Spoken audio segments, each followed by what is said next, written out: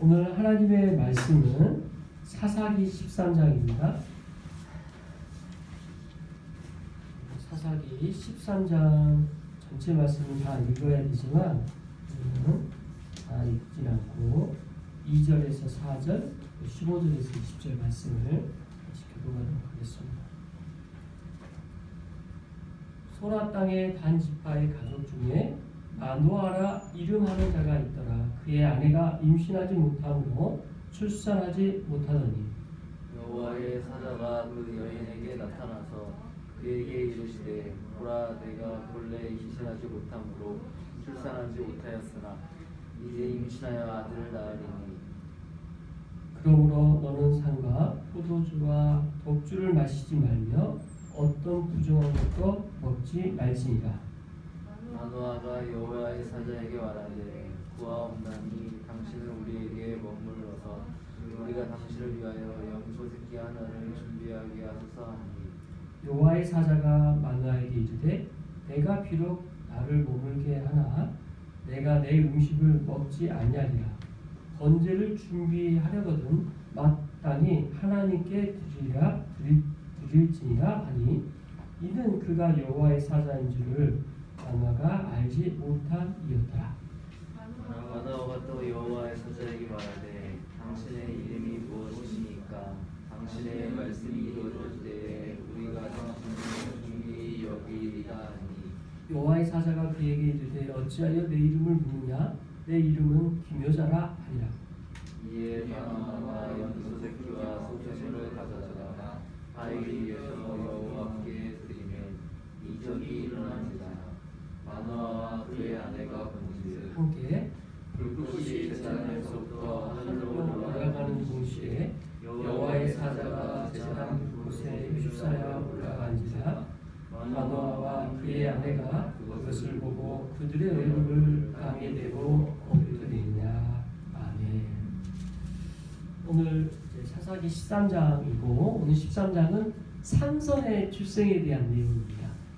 우리가 삼손하면 많은 성경의 내용 중에 가장 기억하는 내용 중에 하나입니다. 그죠? 삼손하면 힘센 사람으로 우리가 기억하죠. 전에 어떤 우리 전에 그 꽁트처럼 이렇게 하는 분 중에 삼손하니까 손 3개 만들어가지고 그래서 삼손이라고 엄청 웃었던 내용이 나는데 삼손의 본래 이름의 뜻은 손이 3개다 이런 게 아니고 작은 태양이라는 뜻을 갖고 있습니다. 이름이 작은 태양. 그럼 뭘 뜻할까요? 작은 태양. 그러니까 태양의 어떤 그 의미를 뭘로 표현하냐면 하나님이 주신 큰 능력으로 표현하는데 거의 예수님이 이 땅에서 하시는 그 행적과 이적과 같이 그런 비슷한 행적을 할 수 있는 능력을 가진 사람 이런 맥락이거든요. 그래서 삼손은 단순히 힘만 셌던 게 아닙니다. 굉장히 지옥도 뛰어났고 뛰어난 사람이었어요. 그래서 하나님께서 그에게 이름을 주신 삼손이라는 이름 뜻대로 그는 작은 태양으로서 이 땅에 하나님이 부르신 소명도를 했어야 되는데 우리가 잘 알다시피 그러지 못했죠. 삼손이 부르심 받아서 해야 될 일이 뭐였죠? 그것은 바로 블레셋이라는 이 적들에게 대해서 이스라엘을 구원하는 일을 하게 하십니다. 그게 이제 오늘 본문에는 제가 생각했지만 그 사이에 있는 내용인데 삼손이 본래 하나님께서 부르시고 그에게 하시고자 했던 본래 목적, 그를 부르신 목적 이게 뭐냐? 블레셋으로부터 이스라엘을 구원하는 일이었다라는 거죠. 근데 삼손이 그 일을 잘했는가? 그러니까 계속 큐티 묵상 중이니까 내용 잘 읽어보면 삼손 내용 되게 길어요. 사사들 가운데서도. 근데 이렇게 다루는 이유가 뭔지 그리고 삼손을 통해 우리는 무엇을 배울 수 있는지 한 주간 묵상을 하며 살펴보시길 축원합니다. 자, 그러면 2절부터 한번 보겠습니다. 같이 읽겠습니다. 시작. 보라 땅의 단지파의 가족 중에 마노아라 이름하는 자가 있더라. 그의 아내가 임신하지 못함으로 출산하지 못하더니 자, 소라 땅에 이렇게 시작을 하죠. 그러니까 우리나라 표현으로는 소라라고 그냥 쉽게 했는데 실은 히브리어 원어로 보면 초르하라는 뜻인데 이제 이게 지역 이름이에요. 그 지역이 많이 잘 알려져 있는 지역은 아니지만 단지파의 지역이었던 것이고 단지파는 12지파 중에 그렇게 큰 세력의 지파가 아니었어요. 제가 사사를 하나님께서 세우신다고 했을 때 사사를 세우는 방법은 뭐라 그랬어요? 하나님께서 부르시고 지명하는 방법을 했기 때문에 한 지파에서 쭉 나오는 게 아니잖아요. 그죠? 그러니까 굉장히 하나님께서 모든 지파를 두루두루 이렇게 살펴보시고 또 그렇게 세워가시는 걸 볼 수가 있는데 이번에는 삼손이라는 인물이 단지파 소속이었다는 거죠. 자, 그 가족 중에 그의 삼손의 아버지가 누구냐? 뭐라고 나옵니까? 마노아라는 사람의 이름이 나와요. 그래서 이 마노아라는 이름하는 사람이 있었는데 그는 어떤 문제가 있었냐? 그의 아내가 임신하지 못하고 출산하지 못했다라는 이야기로 시작되는 거죠. 자, 오늘 2절은 이렇게 시작하지만 실은 13장 1절은 이스라엘 자손이 그의 다시 여호와의 목전에 악을 행하였으므로 여호와께서 그들을 40년 동안 블레셋 사람 중에 넘겨주신다. 이게 1절 시작이에요. 실은. 근데 그 1절의 내용은 실은 뭐 오늘 본문하고는 연결은 딱 안 되죠.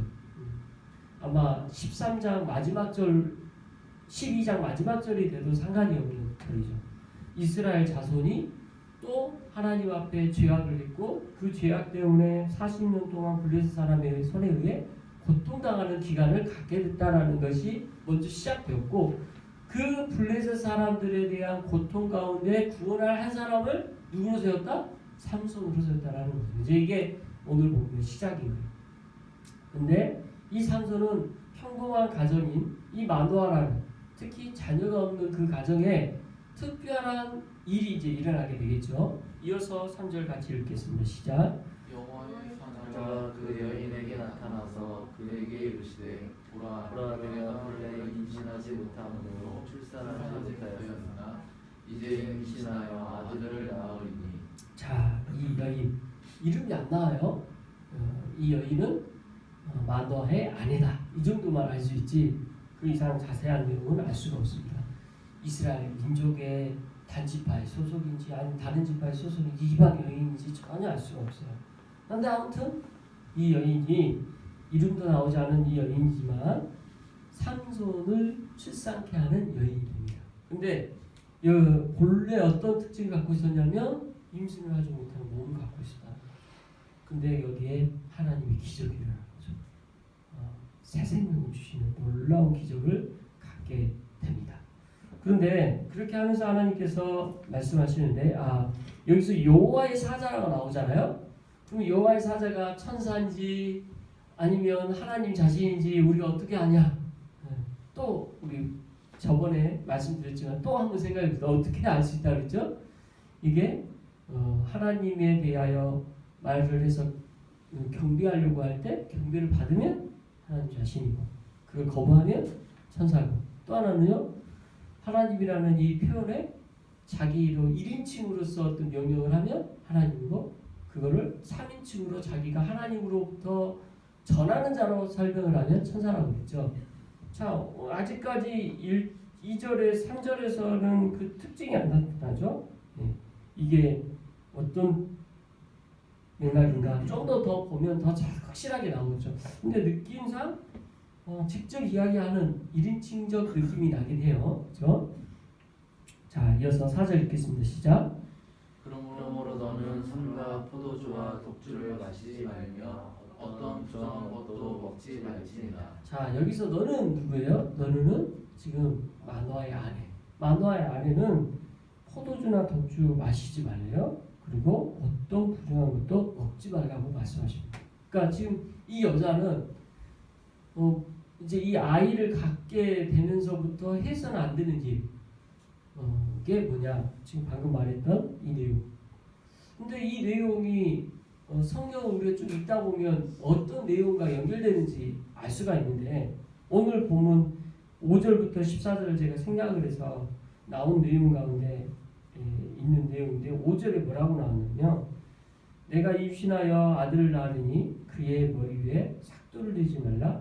이 아이는 태에서 나옴으로부터 하나님께 바쳐진 나실인이 되리라. 이렇게 나와요. 그래서 이 아이를 출산하기 위한 이 엄마의 준비는 이 아이가 하지 않아야 될 일들을 하지 않도록 그 엄마부터 준비시키는 거죠.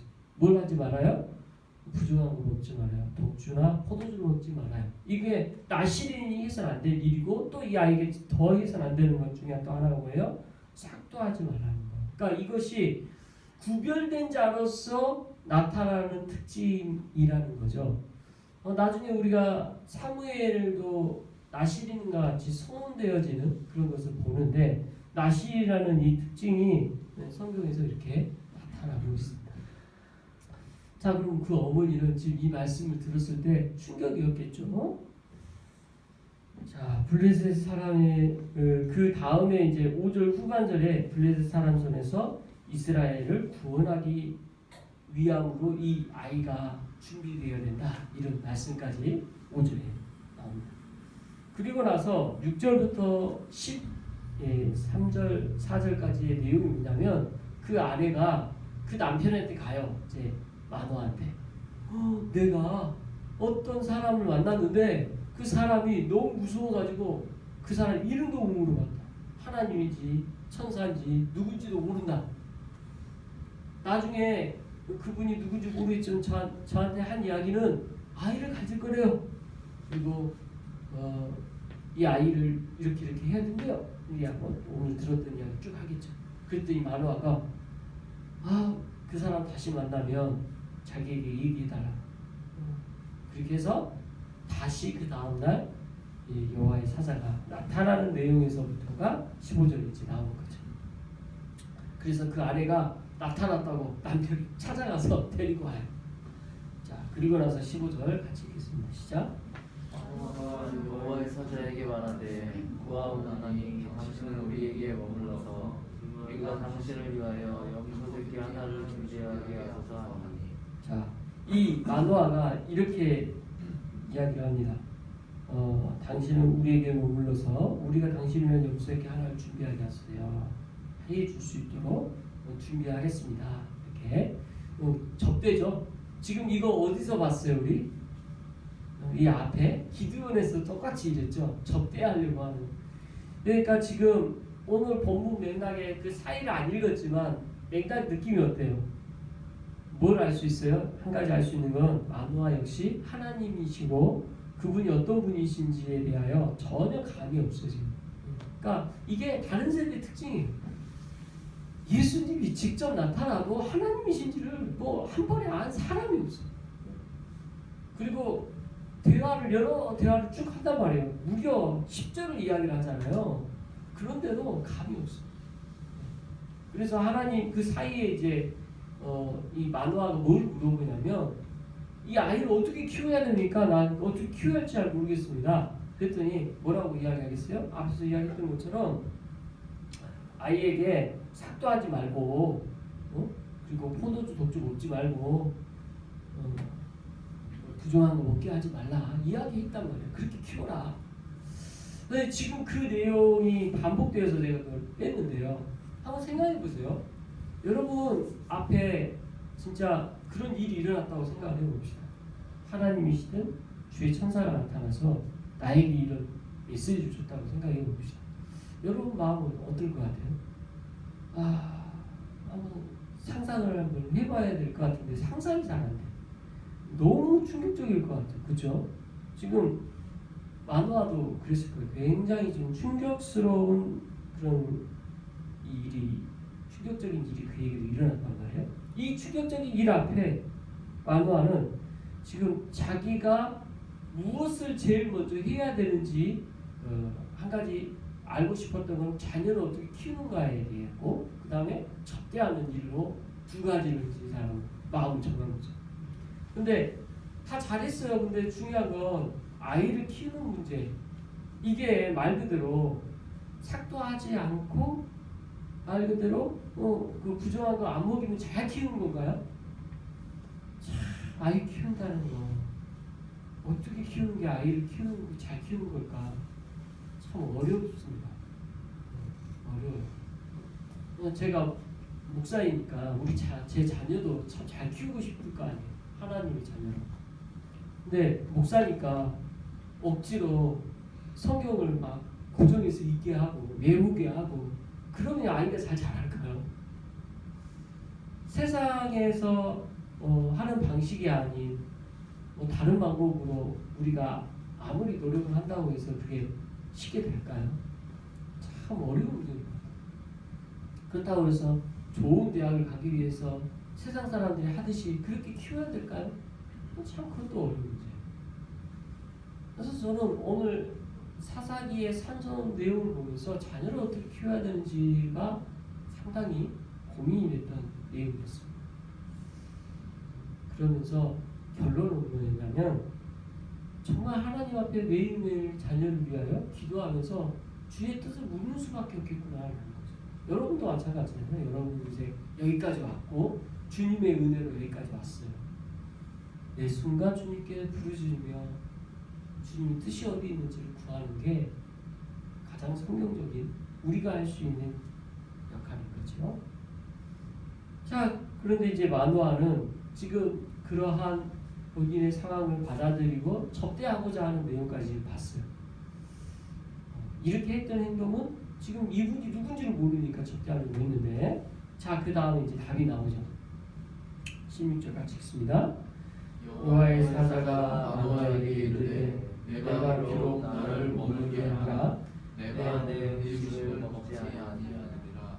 번제를 준비하려거든 마땅히 여호와께 드릴지니라 하니 이는 그가 여호와의 사자인 줄 마노아가 알지 못함이었더라. 그래서 여호와의 사자가 마노아에게 이제 전한 내용은 너 그 음식을 준비하려고 하는 거 나 안 먹는다. 차라리 번제를 하나님께 드려라. 그게 마땅하다. 이야기하는 거죠. 지금 하나님이신 줄을 이 말을 통해서 못 알아들었는데 실은 이 말 안에는 나한테 대접할 거는 하나님께 번제를 드리는 게 마땅한 일이다라고 했으니까 생각해볼 것도 하잖아요. 보통 사람이면 접대하는 게 맞잖아요. 근데 그걸 거부하잖아요. 하나님께 그렇게 하라. 그럼 분명히 이거는 하나님의 메시지를 계속 주시는 분이니까 의식할 만도 한데 그래도 못 알아들었어요. 그래서 그렇게 그 다음 절 이제 이어서 17절 보겠습니다. 시작. 마노아가 또 여호와의 사자에게 말하되 당신의 이름이 무엇이니까 당신의 말씀이 이루어질 때에 우리가 당신을 존귀히 여기리이다 하니. 자, 이 17절 말씀의 마노아의 신앙 상태가 너무 잘 보여져요. 지금 이미 마노아가 어찌됐건 하나님의 말씀을 듣는 자로서 하나님께서 이렇게 하시겠다라는 약속과 내용들을 다 듣고 있는데도 나시리로 키우라고 하는 그 말씀을 듣는데도 그에게 있어서 지금 이름을 물어본다라는 이 눈높이가 아직도 상황 파악이 안 된 거예요. 전혀. 당신 도대체 누구세요? 이거잖아요. 최소한 감으로 하나님께서 부르신 자 아니면 하나님 자신일 걸 좀 알고 좀 쫓아가야 되는데 너무 몰라요. 전혀 느낌이 없어요. 그래서 결국 마노아는 이름을 물어봅니다. 이름을 물어보면서 그 이름을 통해서 뭘 하고자 하냐면 당시 이 말씀대로 이루어질 때 우리 아이가 하나님 말씀대로 뜻이 이루어질 때 당신 이름을 존귀하게 여기겠습니다. 이 정도 수준인 거예요. 이렇게 이야기하니 저 같으면 예수님이 있으셨는데 답답해서 뭐라고 했을 것 같아요. 내가 하나님이라니까 하면서 이 삼손 정말 잘 키워야 된다. 당부를 하셨을 텐데 그렇게 안 하셔요. 18절 읽습니다. 시작. 여호와의 사자가 그에게 이르되 어찌하여 내 이름을 묻느냐 내 이름은 기묘자라 하니라. 이름을 말씀해 주세요. 지금. 이게 우리 하나님의 우리에게 향한 눈높이에요. 지금 마누아가 그 눈높이에 못 맞추니까 하나님께 눈높이를 낮춰주셔서 쫓아가 주시고 있어요. 그렇게 말씀해 주고 계시잖아요. 그리고 결국 이 마누아는 이때야 비로소 기묘자라는 이름을 듣습니다. 근데 그 이름 듣고 알아요? 역시 몰라. 여러분 기묘자 뜻이 뭡니까? 우리 성경에 기묘자라는 이름으로 예수님이 나온 데가 있어요, 없어요? 있어요. 어디서 나와요? 이사야서 9장 6절에 나와요. 그 한 아들을 낳으니 그 이름은 기묘자라, 모사라, 전능하신 하나님이라, 이렇게 해서 쭉 나오죠. 그래서 이 첫 번째 이름으로 기묘자가 나오는데, 기묘자가 영어로 뭘로 번역됐냐면, 번역본만 좀 다르지만 원더풀이라고 번역된 데가 있어요. 나는 그게 너무 충격적인 원더풀. 미국 가서 원더풀로 쓰는 걸 봤으니까. 그걸 어디서 봤냐면 나야가라 폭포를 딱 보는데 나야가라 폭포가 엄청나거든요. 그 광경 자체가 충격적이에요. 눈으로 봐도 믿을 수가 없을 정도로 너무 아름답고 경이로워요. 그거 보고 미국 사람들이 원더풀 하더라고요. 그러니까 원더풀은 아빠의 춤춘 노래가 아니고 여기서의 원더풀은 우리가 눈으로 보고도 믿을 수 없는, 이게 원더풀의 본래 의미란 말이야. 예수님의 이름이 그거라는, 우리가 눈으로 보면서도 믿을 수 없는 게 그의 이름이에요. 그게 뭘까요? 저는 그걸 하나님이 사람 되신 거에 우리가 그걸 믿을 수 있겠어요? 하나님이 사람이 되셨어요. 세상에 가장 믿을 수 없는 일이 그거죠. 어떻게 하나님이 사람이 돼요? 보고도 믿을 수 없는. 이게 원더풀, 이게 기묘자라는 우리나라 나라의 의미의 이름이 된 거죠. 야, 이렇게 말씀해 주셨는데 알아요? 아는 것 같아요? 그 다음 장 봅시다. 이에 마누아가 염소새끼와 소제물을 가져다가 바위 위에서 여호와께 드리며 이적이 일어나는지라. 마누아와 그의 아내가 본즉. 네, 지금 바위 위에서 여호와께 드리며 이적이 일어났어. 어떻게 일어났을까요? 그 다음 절. 불꽃이 제단에서부터 하늘로 올라가는 동시에 여호와의 사자가 제단 불꽃에 휩싸여 올라간지라. 마노아와 그의 아내가 그것을 보고 그들의 얼굴을 땅에 대고 엎드리니라. 이제야. 그러니까 지금 그렇게 준비를 해서 제단을 쌓고 하는 이거 예배를 드리는 거잖아요. 예배를 드리는 가운데 이때는 번제로 이렇게 드려서 여호와께 드렸는데 기적이 일어나는데, 어떤 기적이에요? 불꽃이 제단부터 올라와. 이 제단부터 올라온 이거 동시에 하늘로 올라가는데 그 번제단 사이에서 여호와 사자 함께 불꽃에 휩싸여서 올라가. 굉장히 경이로운 광경을 목격하고 있었어. 사람인 줄 알았는데 사람이 아니었던 거야. 이제 이때야 비로소 놀래가지고 땅에 엎드려서 이러고 있어요. 그 다음 21절 어떤 반응이겠어요?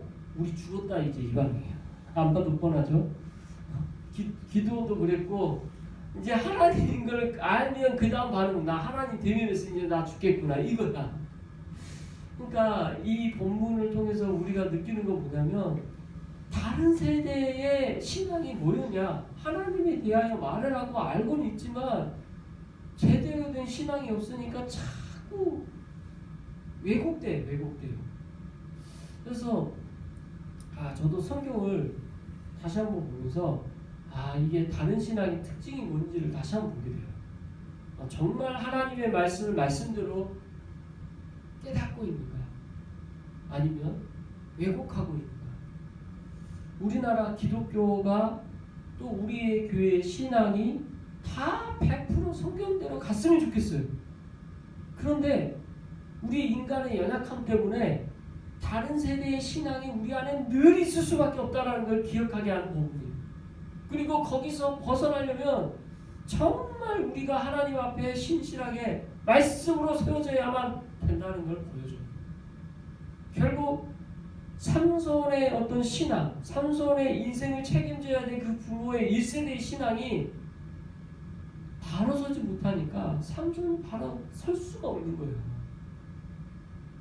그 부모의 책임은 참 여기 있는 것 같아요. 자녀 교육은 부모를 보고 배우는 게 성경에서 그게 보여져요. 너무 근데 참 안타깝죠. 삼손이라는 그 개인에게 있어서.